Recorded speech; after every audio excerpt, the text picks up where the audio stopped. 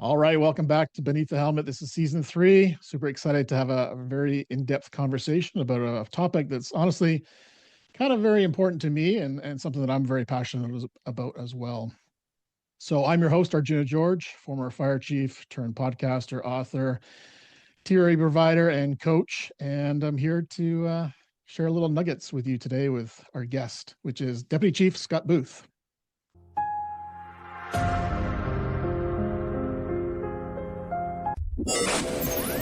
It's time to ignite your soul and unlock your full potential. Join us on Beneath the Helmet, the podcast exploring firefighters' health and wellness. Hosted by retired Fire Chief Arjuna George, our podcast is the perfect place to start your journey towards becoming the best version of yourself. So come on, let's join the conversation and find out what sets your soul on fire. Scott Booth, welcome to the show. Thank you. I'm glad to be here. Fantastic. So tell our listener today a little bit about who Scott Booth is. Yeah, thank you very much. I am a 35-year veteran of the fire service. I started volunteering my senior year in high school for all the wrong reasons. Someone raced out of a diner one night after a theater production. I thought, that's cool. And that's why I got interested in volunteering. And only once I got involved did I realize there was obviously so much more to it.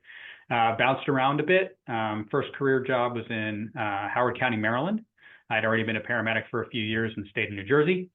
And then back in 97, I jumped coast to Gig Harbor Fire and Medic 1 in Washington State. And it's been one of the most rewarding moves and professions that I could have hoped for. Currently married to my wife, Amy, of 24 years. We have 2 kids together, Sheldon and Jordan, 23 and 30, respectively. They're both out of the house, and it is really nice to be an empty nester, if I'm being honest. We have 1 dog. Her name is Olive, and she has no problem being the only child. Now there's 4 hands that can pet her every single moment, and she takes advantage of all opportunities to remind us of that. I'm an avid cyclist, super important for my physical and behavioral health. Got involved in that when I was in, I don't know, probably grade school. And it's just been something that I've been really intentional about all my life. And I still play drums a little bit. It's kind of on a hiatus from that right now, but I'm looking forward to getting back on the drum kit and getting some of that nervous energy and some of my creativity out. So that's probably, I guess I should say professionally, I'm the Deputy Chief of Health and Safety for Gig Harbor Fire and Medic 1. And I'm also in charge of fire prevention and emergency preparedness. So it's been it's been a great spot. I've really enjoyed the last 2.5 years that I've been in this role, and looking forward to more to come. Love it. What's your dog's name? Olive. Olive. And what kind of dog is it? She's a Australian Labradoodle. Oh, same. I got Murphy. He's a Labradoodle as well. Mini guy. There you go. Yeah, he's about 30 pounds. Yep. Yeah, exactly. Yeah, she's a medium. I think she's on the higher end of 30, but man, this is our first designer dog. and she is they have got such personality. Oh, yes. Super cool. Yeah. Really enjoying her and very smart. Yeah, love it. Yeah, I'm a dog lover for sure. So let's dive into something that's obviously very important to both of us. But you wrote a ECFO white paper. I guess it was your capstone project on this Correct. subject. And the subject is vulnerability in the fire service or in leadership in general. So tell us a little bit about why you chose that topic first for your capstone. Why was that so passionate to you to dive into that theme of a capstone? Yeah, absolutely. Before we begin, I sometimes I sit back and I think that this topic is like so last decade, I'm just like, this is so old news. Nobody cares about this. And then there's other times where I think, man, there is nothing more important for us to discuss than the impact and importance of expressed vulnerability, especially for leaders. So why did I get interested in this? So I would say the long version of the story is that I was raised by women, my mom and my grandmother. My father left when I was 9 years old. And so I really didn't have a strong masculine role model, if you will, growing up. And really my mom worked full time. So my Nana was the one that really raised me, and such an amazing woman. She just showed me that it was okay, right? It's okay to be vulnerable. It's okay to show emotion. It's okay for a man to express themselves, and there's no reason for there to be a facade. So fast forward, I start my working life, and certainly as a street medic in the state of New Jersey, I saw a ton of stuff, and there were opportunities to be vulnerable, to share sorrow with my partners, and that was all well received. So I got that positive reinforcement of a willingness to express emotion. I was in theater, which obviously is all about portraying an emotion, and so it just became a part of my person. Jump ahead to Howard County. I was going through a divorce from my first wife, trying to find my way, made some pretty significant mistakes, did some property damage when I was at work on probation. And there was a leader there who, his name was Dave O'Neill, and he showed me an amazing amount of grace. And instead of giving me the firm, "Hey, what the heck, kid? What do you think you're doing?" He took me out on the porch and we talked for like an hour. And he just asked me, "What's going on? How you doing? What can I do to support you?" It turns out while we were out on that porch, the crew went ahead and repaired the damage that I did. And I'm not talking just like an easy repair. It was like sheetrock and paint, and like they legitimately did all this while I was outside. And I came back in and they said, "Hey man, it's okay. We're going to tell the captain when he gets back, just so you know." And luckily the captain showed me the same amount of grace. But it just was that one more opportunity where vulnerability and humility was celebrated instead of criticized or chastised. All right, so now I jump coasts. I'm in Washington State. Things are very different in the Pacific Northwest versus the East Coast. I always say that I'm happy that I'm from the East Coast, but I'm 100% a Pacific Northwesterner. Things are just different here, in a good way, in a really good way. It's okay to have feelings and emotions. It's okay to express, relative weakness. All that stuff is a cultural norm, and that is 100% where my organization is at as well. Chief Dennis Stone is our chief for the last 4 years, and has really done a good job of shepherding that legacy forward that was created by our former fire chief, John Burgess. And I say that Chief Burgess was exactly what we needed at the time that he became our chief. We were in a bit of a cultural crisis, I guess is the best way to put it. And he was the leader that we needed to come forward and to lead us with humility and grace, and really help form what is a lasting culture of genuine love and respect. It's something that is celebrated. It's something that is reinforced and reminded in every time that Chief Stone speaks to the organization. Those are cultural norms that are reinforced and supported. When I went to EFO, one of the first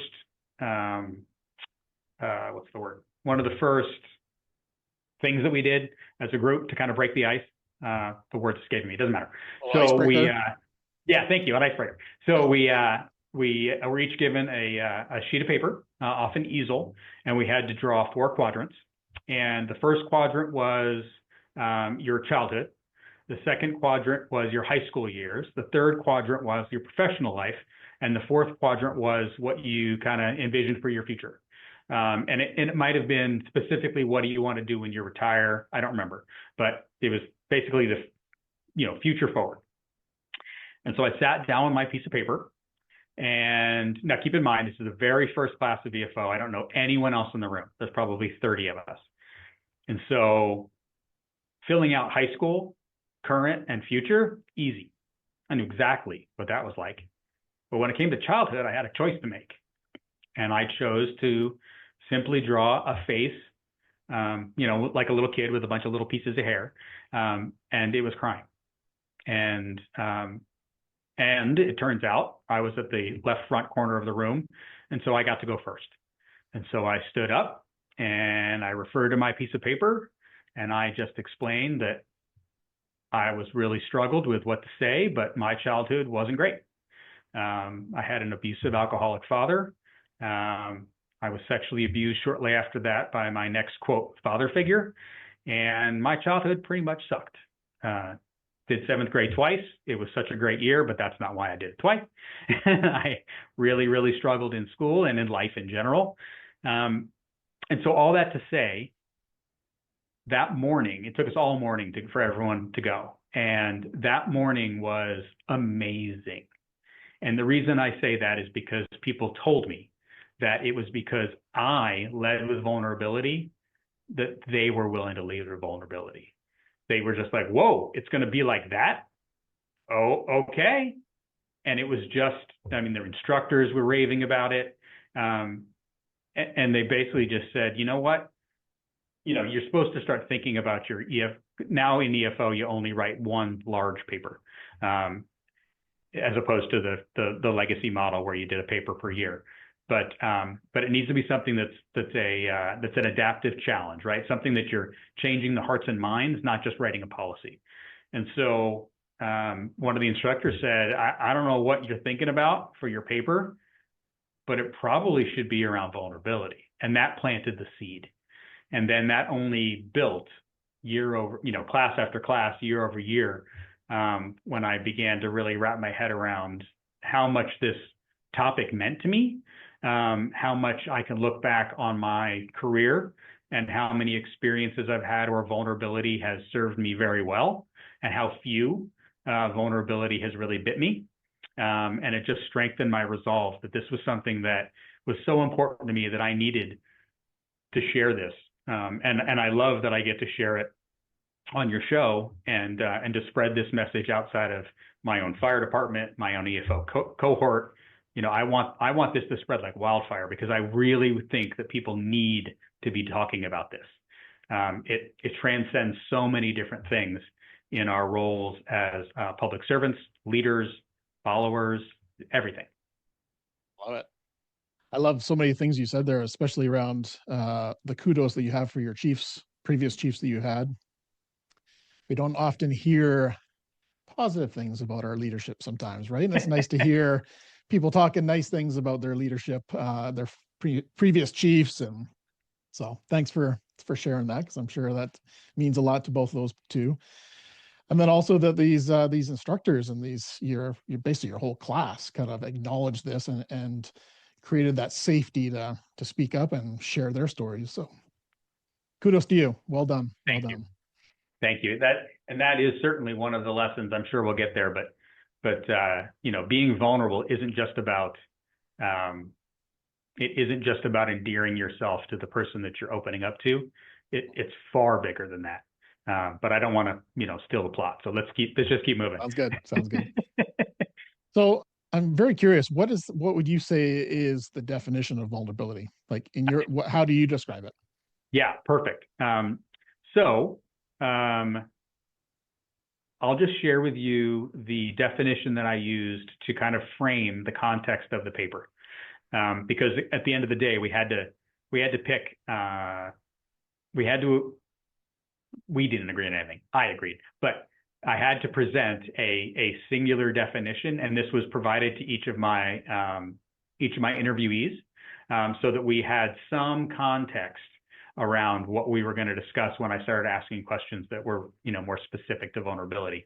So I pulled this out of a paper. It's called "Vulnerability in Leadership: The Power of Courage to Descend," and it's a paper out of 2018, conducted. It may not actually be a paper. Anyway, it was affiliated with Seattle Pacific University. I don't remember if it was a research paper or if it was like a doctoral dissertation or that kind of thing. But what I went with was a willingness to be transparent and emotionally exposed in a relationship with another individual, with the possibility of being hurt or attacked. And so that's how I framed up the conversations that ensued in my interviews. right? It's just opening yourself up, knowing, maybe depending on your culture, expecting to be hurt by it. That's what vulnerability really is. It's that uncertainty in the response to your words. And as I've already foreshadowed, I have very few examples where people have taken advantage of that. Far more examples where it's been honored and it's only made the relationship stronger. I would agree. That's probably one of the biggest fears that I talk to a lot of leaders about vulnerability is that, oh, I'm just gonna, I'm putting myself out there. I'm just gonna get shot in the foot. I'm just, people are gonna walk all over me. People are gonna use me. From my knowledge, and sounds like from you, that's not necessarily the case all the time. Sure, that's going to happen, but it's not the case all the time, right? Yeah, I would say that's rarely the case. And I would say that if you're interacting with someone who does do that, that you really, it should show you or teach you something about that person's character. If someone is going to take advantage of your vulnerability and instead of honoring it and respecting it, they weaponize it, that can, at the end of the day, that interaction didn't go well, but I would argue that you learned a tremendous lesson and how you should move forward regarding whether you choose to trust or not trust that individual in the future. So there's something to be learned in that, regardless of which way it goes. But like you just said, I have found that it rarely goes that way. There's always something to learn from every conversation, good or bad. Absolutely. So when we talk about vulnerability, is there a difference between authenticity and vulnerability? Do you think they're the same, or is there a difference there? I would say that's a very interesting way to ask that question. I would say that vulnerability is probably within authenticity. I think you can be authentic to the people around you, but still be a little guarded.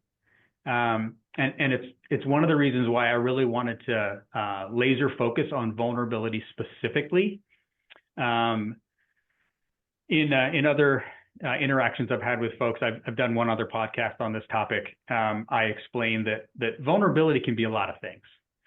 Vulnerability doesn't have to be disclosing your deepest, darkest secret, right? It doesn't have to be, as my example leading in my lead-in, it doesn't have to be me talking about being sexually abused. Like that's a pretty deep vulnerability for a lot of people. It doesn't have to be that. Vulnerability can honestly be as simple as saying that you don't know. Like, you can start there. If there's anyone who's listening to this podcast who's like, man, I don't know, this vulnerability stuff's a little too frou-frou for me. I'm not sure I'm willing to give this to go. I'm afraid. I think it's stupid.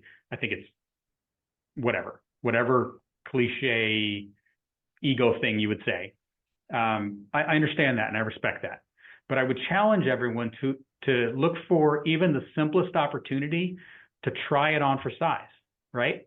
I think we can all agree that when we are a member of a team, we are better than we are if we were by ourselves.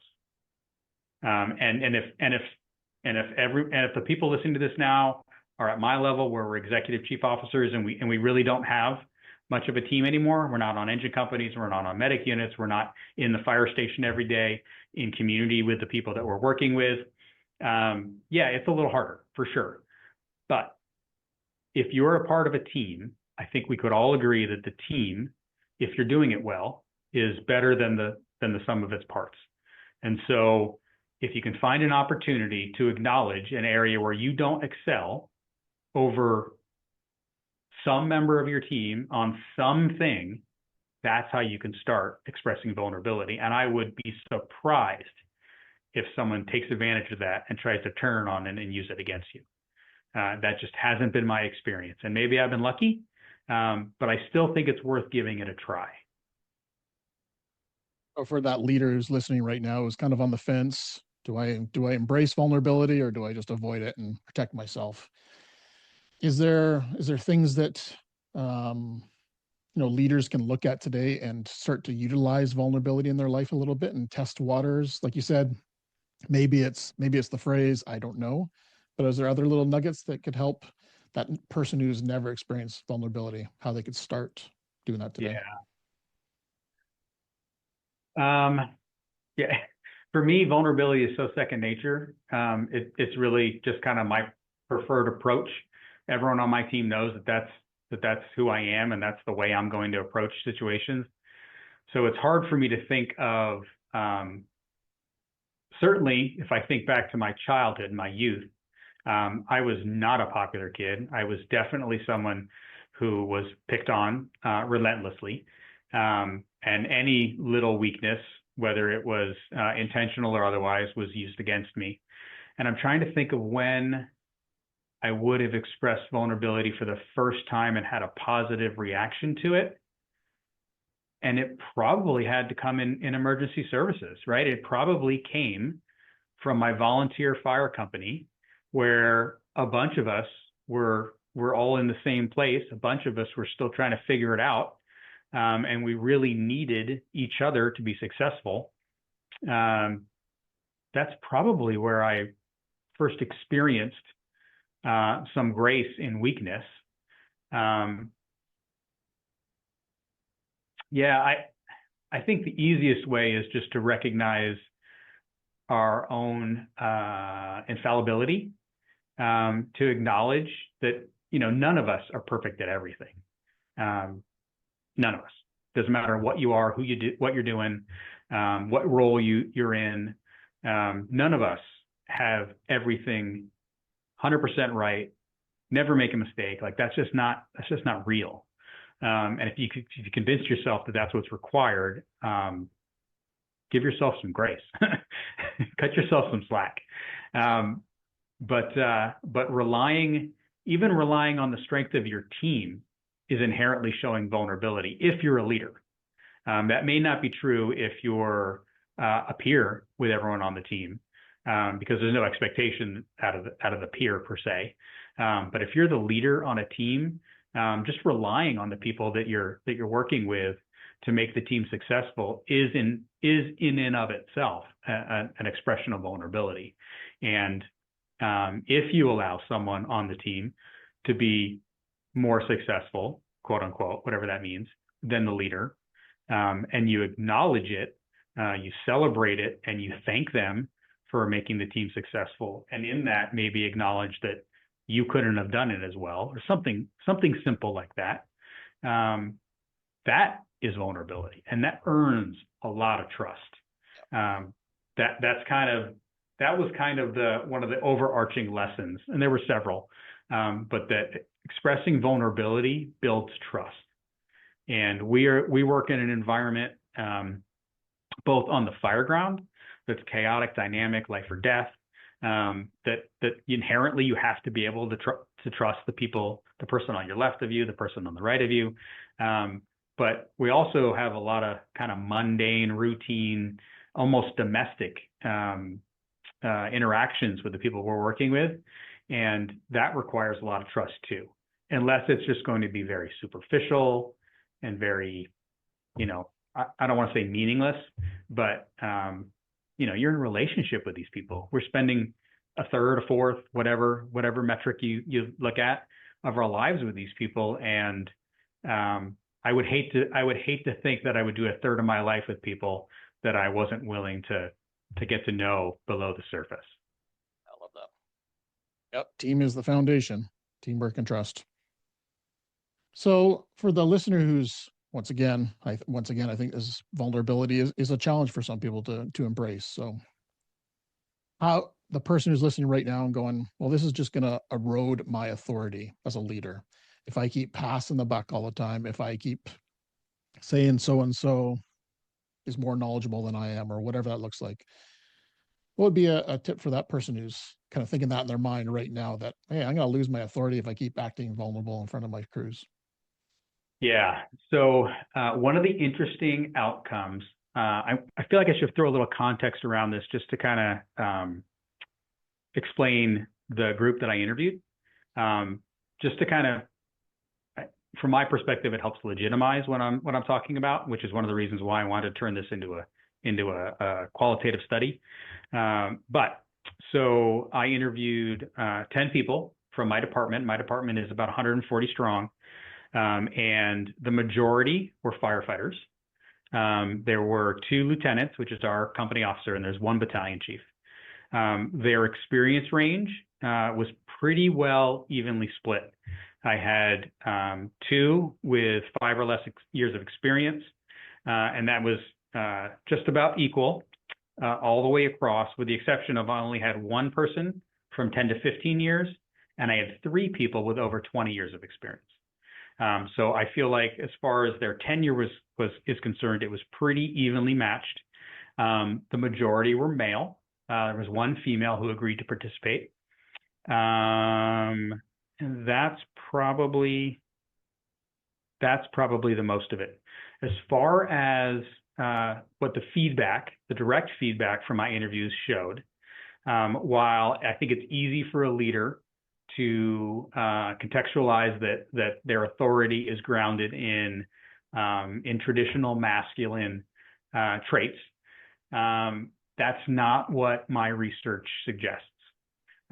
Although there was a key difference. So yes, if you are constantly walking around, never having an opinion, always deferring to someone who's, quote, lesser, whatever that means, then yes, I think that at the end of the day, that could undermine your trust.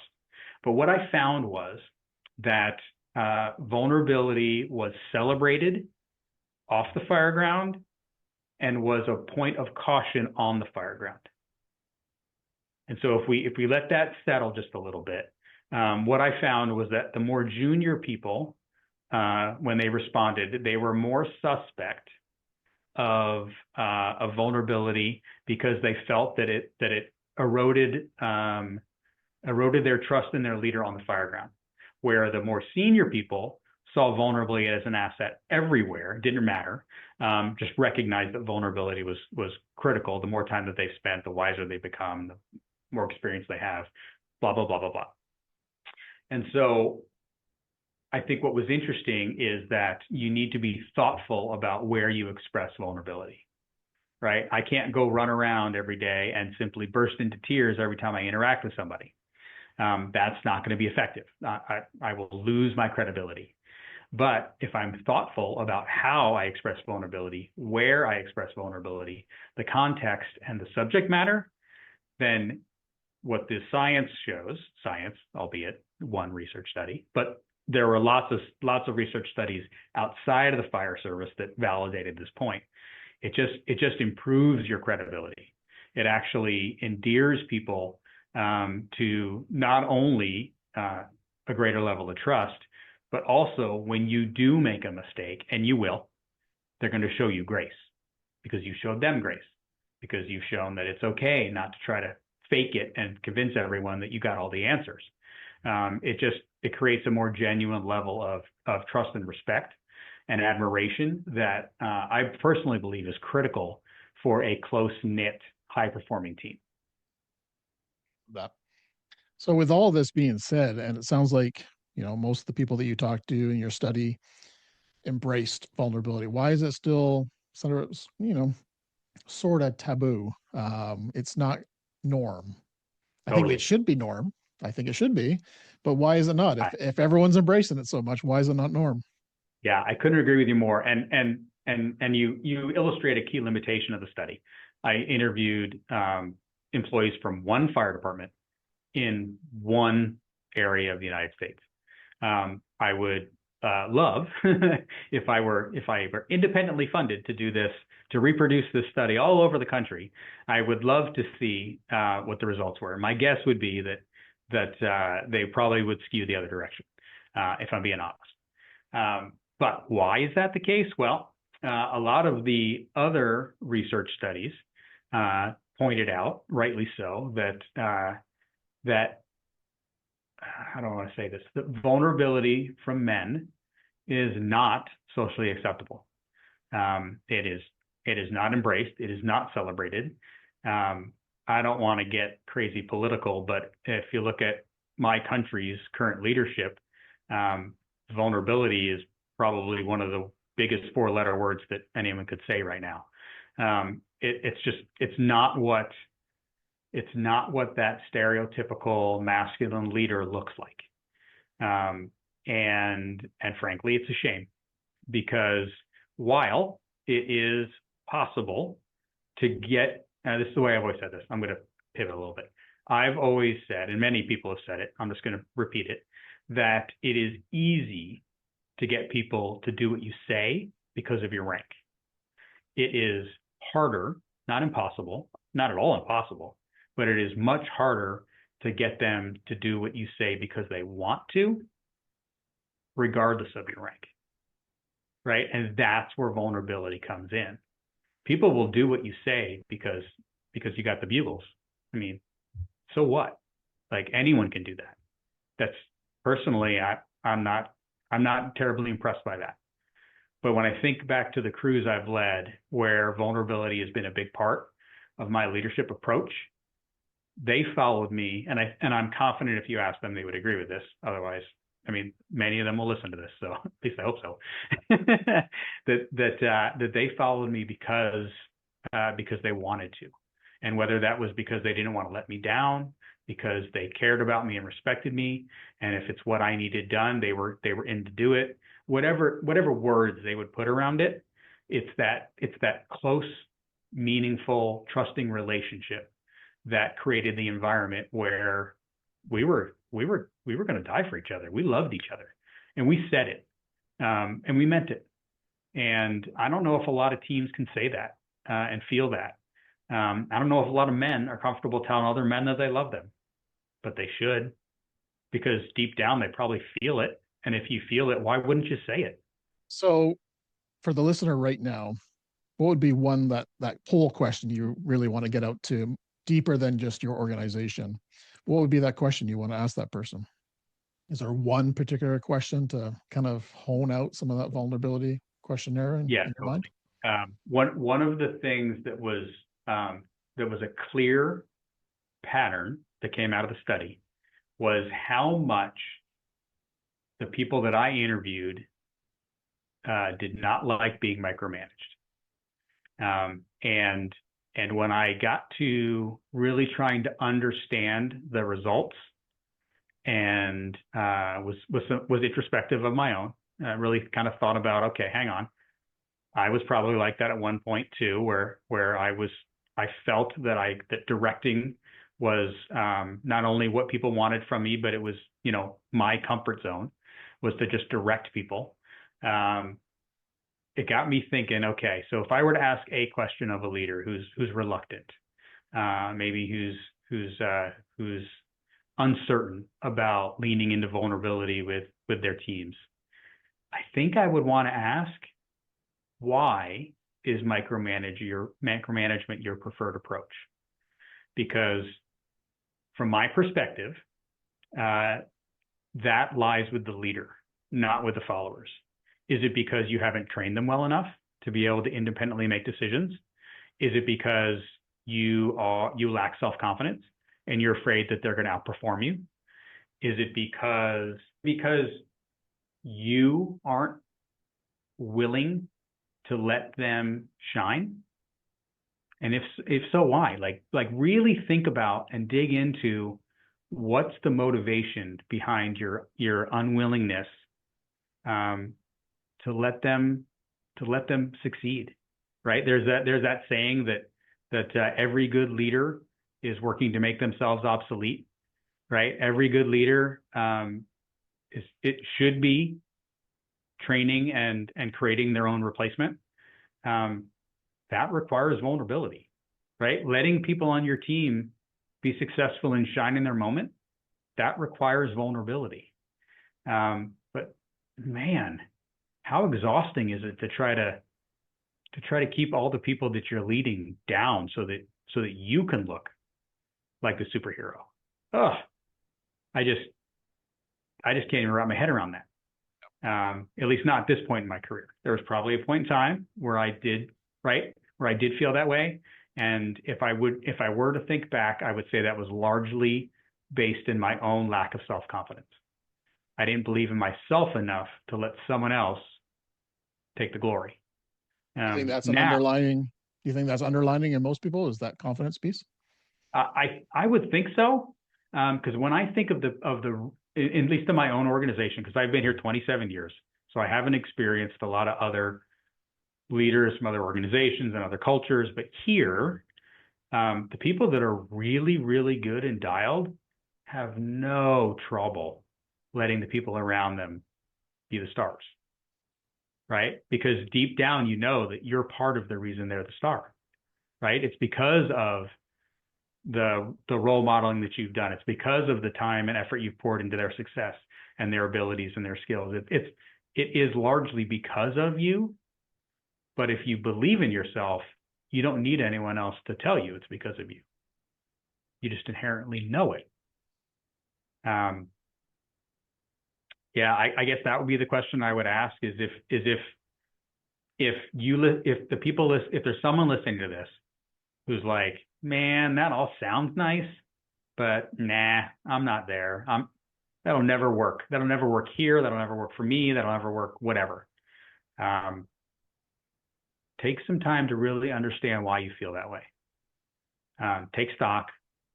It could very well be that your culture would eat you alive. And I understand that. I'm not naive enough to think that just by clicking my heels together, this all works, right? I'm not that naive.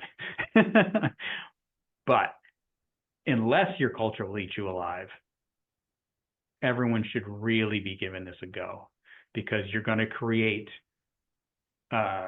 deeper relationships than you thought could exist with a coworker.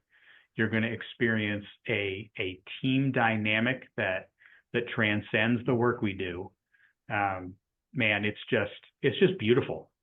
I don't know how to say it. It's just, I've had it a couple times and it is amazing. Frankly, I've got it right now with my executive team. We weren't like this when we first came together. It's taken quite a bit of effort and time on behalf of Chief Doan to kind of educate us and role model for us. But man, we are one of those teams. And I've had several of them when I still work the field. And it's just amazing. And I really want the same thing for everybody else in the fire service who chooses to put themselves in a leadership role. You feel your passion on this subject coming through the screen for sure.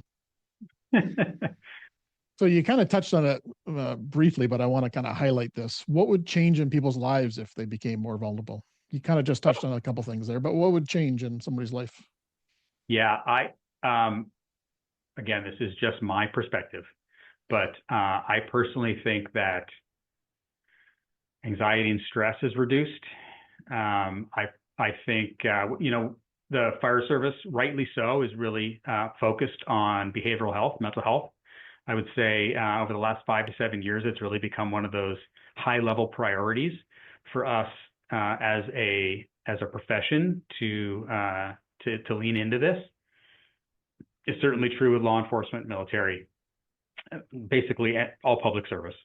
And if you are able to have closer, more meaningful relationships with the people you're working with, that is going to serve your mental health. We know that isolation, I always joke that isolation is one of the most effective forms of punishment. You think solitary confinement, what that does to people. If you're in close relationship with others, that is the opposite of isolation. And so I think it helps all of us have a more, I don't want to say well-adjusted, that sounds wrong, but a more healthy, holistic approach to behavioral health. We've got people that we can lean on. We got people that we can share frustrations with. If we experience a challenging situation, whether it's in our personal life, divorce, financial problems, aging parents, whatever, whether it's on an incident scene, kids, whatever is your thing, and it's different for everybody. If you have someone who's close by, who gets you, who understands you, who can relate to the way that you're experiencing it, and you can share in that, and they can validate your feelings and let you know that, yeah, you're not alone in this, that is I mean, everything that we're investing in peer support, ongoing behavioral health, whether it's, whether it's embedded counselors or relationships or inpatient treatment, and inpatient treatment only happens when you don't address this early on.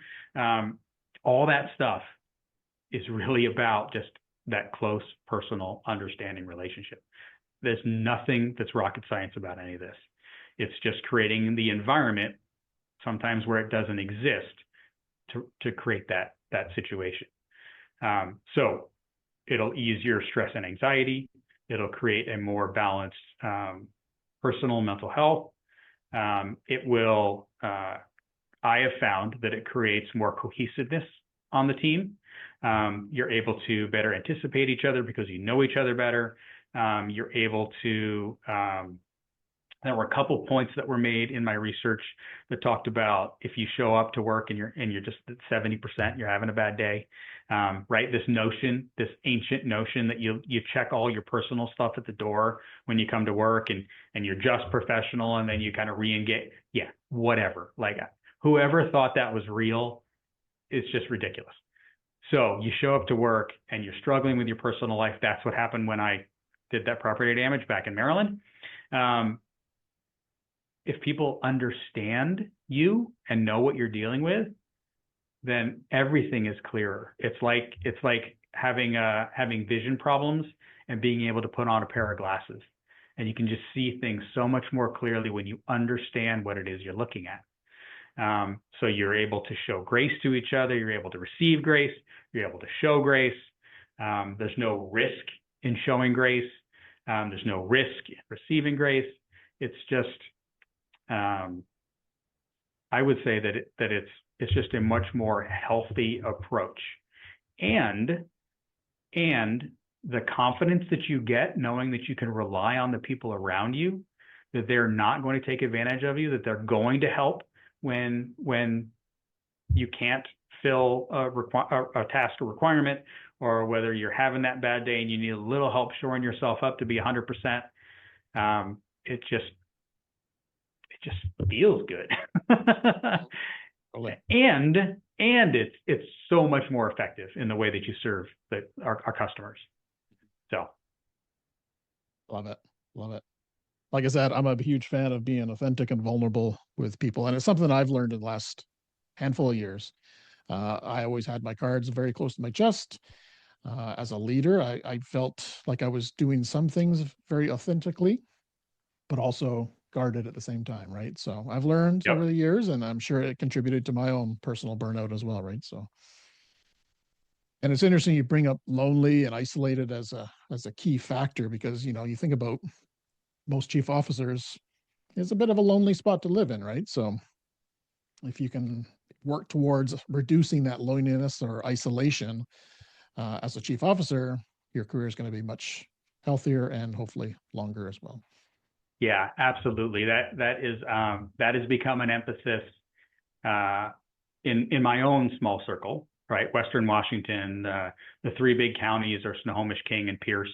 I'm in Pierce County, and that has become something that we are beginning to talk more and more about, because we've created the systems, the processes in place to support the rank and file. But the lone leader is somewhat of an afterthought, right? And whether it's based on the fact that they've got the most experience and so they've got the most tools, or whatever, who knows why people just kind of forget the chief.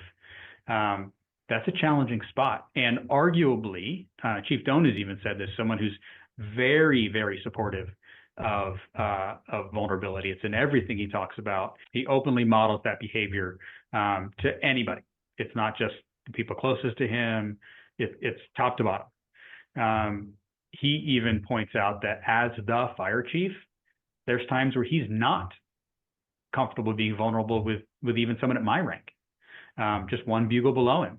And so for the fire chiefs, you need to find people that are at your same level that you're comfortable opening up to. And then well, you need to lean into that.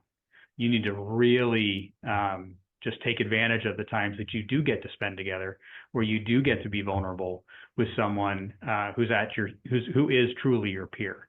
I believe Chief Doan views his command staff largely as his first team.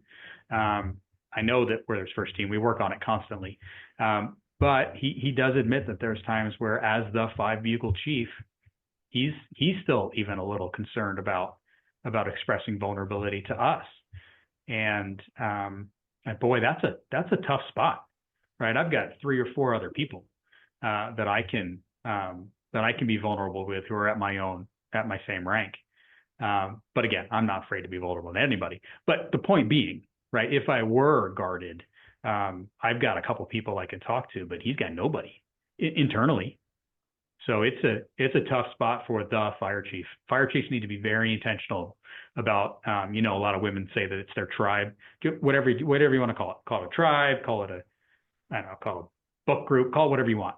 You need people that you can open up to, and share the real stuff, because it matters. Because keeping that inside is challenging. 100%. And that's what most of my clients through coaching is fire chiefs, because they have that one person, me, being extremely confidential, because I'm not even in the same country or same province or anything like that, same town for sure. And they can just be open, honest, authentic, with no strings attached, right? And that is their one person they can do that to as a coach, right? So I'd love to, yeah. I'd love to dive back to the paper that you wrote. Was there anything that really surprised you, like caught you off guard? It's like, wow, I was not expecting this result from this paper. Yeah, I was a little surprised by the way the junior members viewed vulnerability. That they were concerned that expressing vulnerability implied a lack of confidence on the fire ground. That one caught me a little off guard. But once I heard it enough, I was like, all right, well, regardless of whether I expected it or not, it is true. The other thing that I was surprised by in a good way, was the powerful nature of shared struggle. There were several people that talked about, and there were several contexts. It was, a really challenging project, or a really dynamic drill on the fire ground, or obviously in combat, fighting a fire. That type of thing really served to strengthen the team. And the reason why that was so impactful to me is we're not necessarily a small fire department, but as far as the number of working incidents we run, it's a low number. Statistically, we'll run on average 1 fire a month.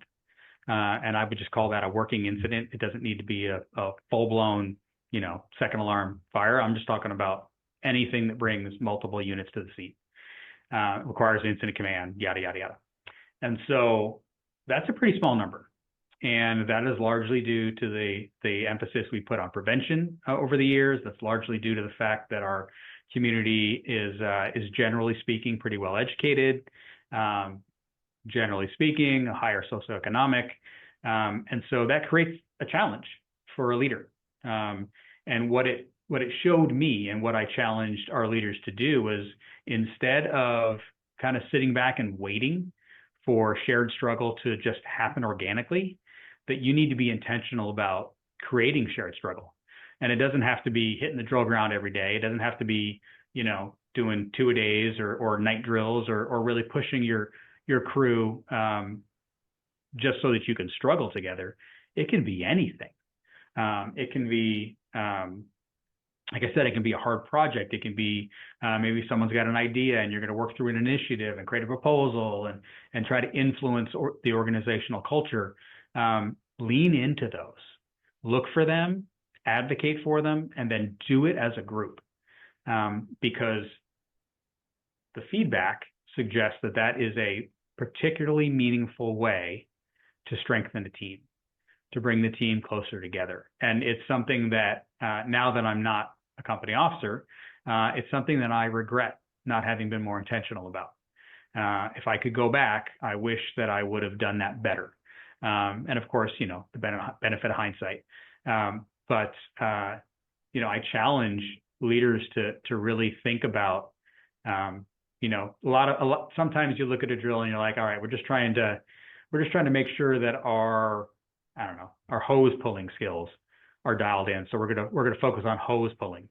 But to recognize that every time you get out there and you work side by side with the people you're leading, not only are you validating those skills and you're making sure that you're ready to perform, but you're also intentionally leading, or you're intentionally creating a more cohesive team.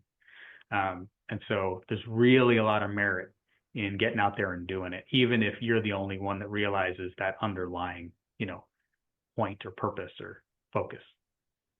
So that was something that I definitely didn't see coming, but I was pleasantly surprised to see. Yeah, I like that. That's interesting. Yeah, that shared experience, that's something that I hadn't considered either. So I'm glad you brought that up.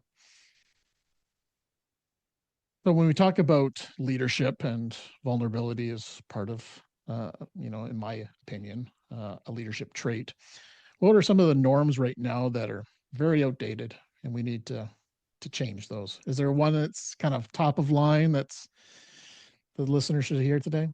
Yeah, I think there's a lot of cliches in the fire service when I think about leadership from this perspective, and these are things that I probably haven't heard in this organization for quite a while. But I think one of the things, since we brought in several leaders at our highest level from other departments recently, and so it's become kind of our four-letter word is saying, well, historically we've always done it this way, or, that kind of thing. That's like nails on a chalkboard here. I think a leader that says the reason to do something is because I said so is probably a pretty outdated, antiquated way of doing things, especially if you think about the changing, I don't want to harp on generations, but a lot of the people that we're hiring now are younger. They are far more informed than we ever were, especially when we were that age, and they have access to information at their fingertips. Now, we could go on for days about whether that's a good thing or a bad thing. I think generally speaking, it's probably a good thing, but it does have its shadow side. And so a leader really can't get away with just kind of blowing off an informed question. Your followers deserve to understand your why. And if you don't know your why, you're probably better off acknowledging it and trying to figure it out, educate yourself, than trying to fake your way through it by some strongman comment or some cliche phrase. I think if anything, you're going to teach the people that are following you that you're not trustworthy, that they shouldn't believe in you, and they probably should, when they're given an order, take pause, think about it, run it through their own mental model, which arguably, right, will not be as thorough as your own because they lack the years of experience, while they may understand the fundamentals better, or they're more fresh in their mind, even if you were both taught the same thing. But they don't have the benefit of experience. So you really need them to trust you before you give them that order that they're not 100% like in line with, because they need to believe. I think some of the terms that were used, some of the quotes were that I'm confident that my leader has my best interest in mind, right? Not my best interest over the interest of the citizens. That's not what they're saying, but that they aren't just recklessly pointing and barking orders without thought for how that's going to impact me. That was kind of some of those key phrases that I heard, that they care about me, that they've invested in me, that they have my interest in mind. And that only happens when you're willing to be open and converse with people and to admit, to let them be right in some way on some topic. Let them teach you something, right? There's plenty we can learn from the younger generation that we have coming into our departments. I'm confident my department's not the only one that's got, I think we're now just over 50% of our frontline personnel have less than 5 years of experience. And I think that's pretty standard. Our number may actually be a little low. So, Oh, right. wow, that's incredible. Eh? Yeah. Yeah, I hear that more and more from organizations. City of Tacoma, City of Seattle, they're hiring as fast as they can, and just hoping that the people get through the academy because they've got there's so many positions down, and we're in the wave, right? We're in the cycle. I got hired in the late '90s. My cycle is starting to time out. There was another big wave post recession. That cycle will happen in 30. It's cyclical. It's just the way it is. But now is a particular time where really strong leadership, and I say strong leadership in the way that I mean it, not in the way that traditionalists would view it. It's critically important because you need to impart on these people. You basically need to be creating new leaders because it won't be long before we're gone, and they're not going to have the experience and the breadth of running thousands and thousands and thousands of calls to take your spot unless you are intentional about helping them take your spot. Yeah, you're bang on. We're definitely at a key critical point in the journey of the fire service. And I was just in Seattle, and I was blown away that I saw billboards saying we're hiring firefighters. Like, wow, Seattle has to promote that they're hiring firefighters. The old days, it was people were just lining up to submit their applications, right? So yeah, amazing. Yeah, 100%. I know that we've, not to get too off on a rabbit trail, I'm not sure this is even particularly germane to our topic, but several years ago, we lowered our entry requirements. And I know that is a bit of a controversial topic across the country. We removed the EMT requirement. We lowered the minimum age to 18 years old.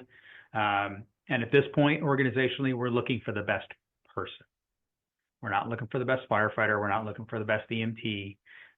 Frankly, there are not a lot of volunteer programs around us anymore. So getting the person in who's got some quote experience is hard anyway. The people we're attracting are people that either have and have always known that they want to be a firefighter, or folks that are coming from other industries, right? We've hired attorneys, we've hired physical therapists, we've hired financial advisors, we've hired folks that have tried other things and are like, that wasn't too bad. Let's give this a try. And so not only are we getting a younger generation that's more informed and is just grown up with, basically an encyclopedia worth of information at their fingertips, but we're also getting people that are coming in who've got some life experience and have got some life experience outside of the life experience that, say, someone like I had, which was next to none because I just started volunteering in high school. That's what I always wanted to do, and that's where I focused. I know that didn't give me a lot of life experience. That gave me a very specific set of experience that seemed relevant at the time, but I would argue that we are a much better service now that we're more diverse. And I'm not just talking about diversity of gender, diversity of race, but diversity of thought. We are much better now than we ever were, in my humble opinion. Love that. So cool. Lots of good things happen in the fire service. So, Chief, what's one question that I have not asked you that you wish I did ask you? Is there anything there? I think the question that I would want, I think it would be, I liked the there was a question that was asked in the last podcast I did. It was kind of a challenge, right? A challenge for the firefighter, a challenge for the company officer, a challenge for the executive chief officer. And I think I kind of liked what I said, so I think I'll just repeat it. I would challenge any firefighter who's listening to this, and I hope there are some, to be the follower that you want to follow you when you're a leader. So to think about the way you act, the way you interact, the way you support your leader. I hope you support your leader. The way that you interact with your leader. Try to be the follower that you hope someday will be your follower. To the company officer, I would challenge that leader to basically the heart of this is to look for opportunities to be vulnerable. Start with something small, start with something safe. You don't need to lead with your deepest, darkest secret. I get that for a lot of people that is that they may never share that, and that's okay. I'm not suggesting that you need to even, but there are ways to express vulnerability in an appropriate way that will not only get your crews to trust you more and to be a more cohesive team, but will make you more effective even on the fire ground. And then what I would say to executive chief officers, folks at my level, is I would say, remember where you came from. And when I say that, I don't mean it the way a lot of people would say it, when they would say, he's just forgotten where he came from, right? That's the kind of the negative way to throw that out there. But I would say, remember where you came from. And this might be true for the company officer as well, is to remember how dumb you were when you were brand new. Remember how green you were. Remember how little you actually knew. Remember all the mistakes you made because you had no idea what you were even looking at. Remember how hard it was to get really good. Remember how hard it was to be as good as you are now. And let that motivate you to show grace. Because boy, we all need grace. Discipline is an interesting thing. I spent 10 years as a union president, probably twice that in union leadership. And discipline has always been an interesting concept, right? The idea is to change behavior. And I would argue that if discipline is what's required to change behavior, then you're probably doing it wrong. Because what should change behavior is a genuine connection where you can have a conversation and provide some constructive criticism, and that isn't all someone hears, and they know that you care about them and that you love them and you want the best for them, and they simply continue to move forward and strive for improvement, not only because that's what's expected organizationally, but because they don't want to let you down. Right? So remember where you came from in that positive way, right? Check yourself at the door. Remember how dumb you were, because we were all crazy green and super stupid, right? Let's just be honest with each other. Yep. Right? 100%. And let that guide the way that you interact with your junior people, because that will accomplish so much, as opposed to barking an order or dressing them down in front of their peers or whatever old school approach you would use to someone that does something stupid, right? So that would be my closing comments, if you would, and hopefully that resonates with the majority of the listeners here, and that there's something that they can take from our conversation and apply to their own professional lives, maybe even personal lives for that matter. But I hope that the listeners have found this valuable, and keep looking for ways to be vulnerable. And just, I know that this is super cliche, but trust me, it's going to work. You just got to trust me. And I kind of consider vulnerability like a muscle, like a imaginary muscle. And the more we flex it, the better and stronger we're going to be, demonstrating that leadership trait that I really feel is a character trait, is vulnerability, right? Totally. I've even heard it referred to as a superpower. Oh, yeah. Right? It has a way of all the time. Yeah. Disarming. It just disarms the situation. It does. It's completely the opposite of what's expected. Yeah. So, oh yes, I call it a superpower all the time, because I honestly think if you can do that, it is a superpower, because you can eliminate so much turmoil, conflict. You can help people grow by showing vulnerability. So absolutely.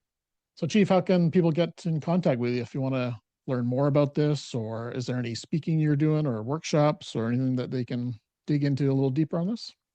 Yeah, not yet. Oh. I'm trying to wrap my head around how best to spread this message. So far, podcasts are the only place that I've managed to land. I am working on trying to get some articles published. Certainly, you could, if someone was super geeky, you could go to the National Fire Academy library, and you could search my capstone. It's published there, but nowhere else. I was trying to think of what's the best way to contact me. I'm on social media. You could search my name, just throw a middle initial L in there. At least on Facebook. I know Facebook's kind of for old people, but I'm also on Instagram. My handle is Hawkeye, HAWKEYE 1824. And that was something that my fraternity brothers gave me the Hawkeye nickname because I was living at the fire station in college and volunteering. And so the MASH character, Hawkeye Pierce. Anyway, whatever.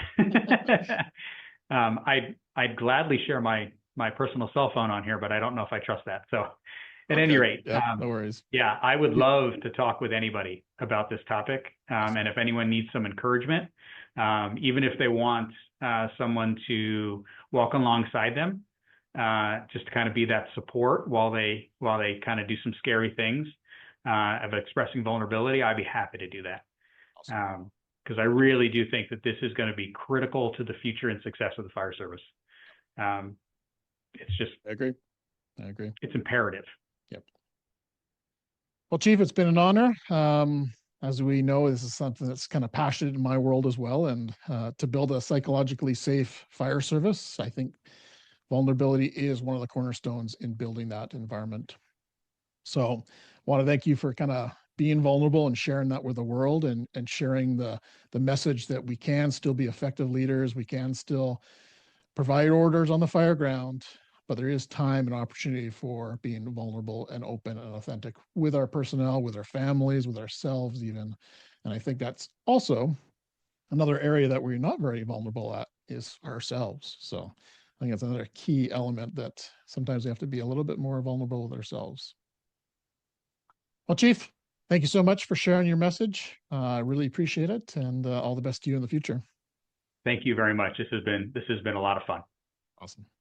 All right, everyone. Hopefully you took a lot of notes on this, and feel free to reach out to Chief if you have more information on vulnerability, you want to dig into it, you want to play with it, you want to learn more about it. Definitely, this is a key person to connect with. So until next time, stay well. That's a wrap. Thank you for tuning in to Beneath the Helmet. We hope that this podcast has provided you with valuable insights into the world of firefighters' health and wellness. Remember, caring for your physical, mental, and spiritual well-being is crucial to achieving optimal performance. Join us next time on Beneath the Helmet for more inspiring conversations. Until then, stay well.